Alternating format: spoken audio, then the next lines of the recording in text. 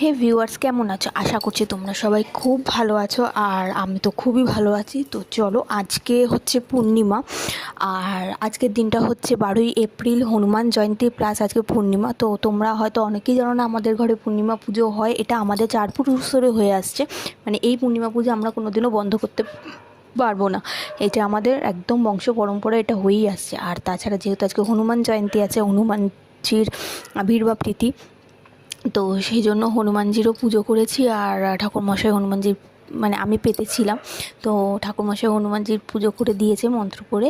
আর আমাদের দেখেছো মূর্তিটা, এই মূর্তিটা অনেক আগে, যদিও তোমরা ভেবে থাকো যে মূর্তিটা কেমন, কিন্তু মূর্তিটা হচ্ছে সত্যি অনেক আগের। আর এই বজরংবলী পাতা, তোমরা অনেকেই বলো যে মেয়েরা নাকি বজরংবলী পুজো করতে পারে না, কিন্তু বিশ্বাস করো, আমি বজরংবলীর পুজো করি। আমি এবং আমার মা, কার কেউ করে না বজরংবলীর পুজো। আমি ভীষণভাবে মানি। একটা টাইম ছিল, মানে যখন আমাদের খুবই পরিস্থিতি খারাপ ছিল, খুবই পরিস্থিতি খারাপ ছিল। তো আমার একটা বন্ধুর মারফত আমি বজরংবলীর চিত্রপট পেতে সামান্য পুজো করতাম। তো তারপর থেকে যখন ওনার মানে কাজ হয় এত ভালো, উনি মানে একটুখানি ডাকলেই সাড়া দিয়ে দেয়। তো তারপরে আমি এই মূর্তিটা প্রতিষ্ঠা করেছি। তো চলো, এই মূর্তি পুজো টুজো সব দেওয়া হয়ে গেছে। তো সকালবেলার দিকে পুজোটা দিয়ে দিয়েছিলাম, আর সন্ধ্যাবেলা বেরিয়ে পড়েছিলাম ব্যারাকপুরের দিকে, আমি আর আমার ছেলে। আর দেখতেই পাচ্ছ, ব্যারাকপুরে হনুমানজির মন্দির মানে ভীষণ জাগ্রত। আর ব্যারাকপুরে হনুমানজির মন্দির সম্পর্কে কাউকে কিছু বলতে হবে না আশা করি। আর যারা দূরের, তো তাদেরকে ছোট্ট করে বলে রাখি, হনুমানজির মন্দির হচ্ছে বহু প্রাচীন, বহু প্রাচীন, ঠিক আছে।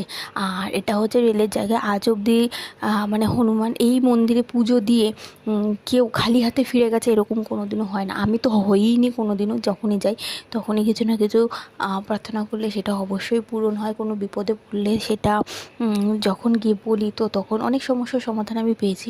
তো পুজো দিতে গেছিলাম আজকের দিনে, আর এত ভিড়, এত ভিড়, এত ভিড়, মানে বিশ্বাস করে আমি বুঝতেই পারছিলাম না। তার সঙ্গে আমার ছেলের সাথে ছিল, তো ওকেও সাবধানে রাখতে হতো।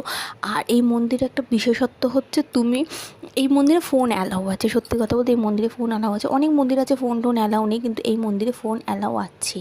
আর তোমরা দেখতেই পাচ্ছ সেই মূর্তিটা, যে মূর্তিটাতে পুজো দেওয়া মানে মূর্তিটা স্থাপন করা হয়েছিল। আর এখানে একটা রামলালার ছবি আছে।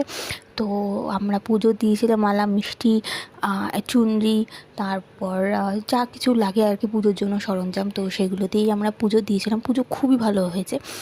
আর বেরিয়ে তোমাদের বাইরের ভিউজটা দেখিয়ে দিচ্ছি। আর আরেকটা কথা, আগামীকাল 13ই এপ্রিল হচ্ছে এই মন্দিরের জুলুস বেরোবে। তো তোমরা যদি ব্যারাকপুর বা ব্যারাকপুরের আশেপাশে কেউ থাকো, তো তোমরা আসতে পারো রাত্রেবেলা।